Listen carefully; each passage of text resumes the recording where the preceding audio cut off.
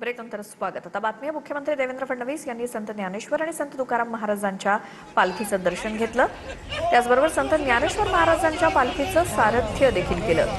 वाढदिवसाला ज्ञानोबा आणि तुकोबांच्या पालखी सोहळ्यात सहभागी होता आलं याचा आनंद असल्याचं फडणवीस यांनी म्हटलं. यावेळी एआयच्या माध्यमातून वारीत किती वारकरी सहभागी झालेत याचा देखील आढावा पालकमंत्री जयकुमार गोरे यांच्याकडून घेतल्याचं फडणवीस म्हणाले.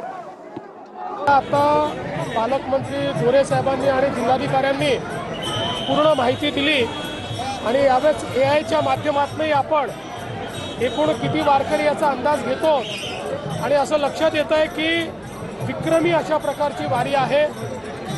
खूप मोठ्या प्रमाणात वारकरी सगळीकडनं इथे आलेले आहेत आणि जुने सगळे रेकॉर्ड संख्येचे यावेळेस तोडण्यात येत आहेत. आणि विशेषतः पालकमंत्री जयकुमार गोरे ज्यांनी गेल्या 2 वर्षामध्ये वारीचं स्वरूप बदलून टाकलं.